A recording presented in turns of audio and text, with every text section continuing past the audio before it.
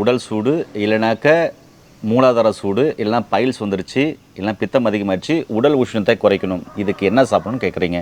ஒரு சிலர் பார்த்தீங்கன்னா கம்பங்கூழா கேப்பக்கூழா, அதாவது கேழ்வரகு கூழா அப்படிங்கிற சொல்கிறீங்க. கேப்பை அதாவது கம்பங்கூழ் சூடா இல்லை கேப்பை அதாவது சொல்லுவாங்களே ஆரியம் ராகி மாவு கூழ் சூடான்னு சொல்வீங்க. அதாவது ராகி மாவு கூழ் 100% சூடு, அதாவது கேழ்வரகு கூழ் 100% சூடு. ஆனால் கம்பங்கூழ் 100% குளிர்ச்சி. நம்முடைய முன்னோர்கள் இதை தான் புளிச்சி கஞ்சியாக காய்ச்சி குடித்தாங்க வெயில் காலத்தில். அதனால் வெயில் காலத்தில் கம்பங்கூழ் மிகவும் மிகவும் உடலை குளிர்ச்சி பண்ணக்கூடியது.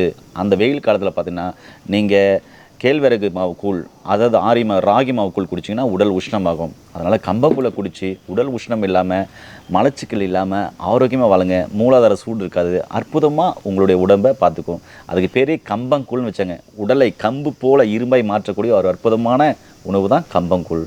எல்லாருமே கம்பங்கூழ் குடித்து உடல் ஆரோக்கியமாக இரும்பு போல் வைத்துக்கொள்ளுங்கள்.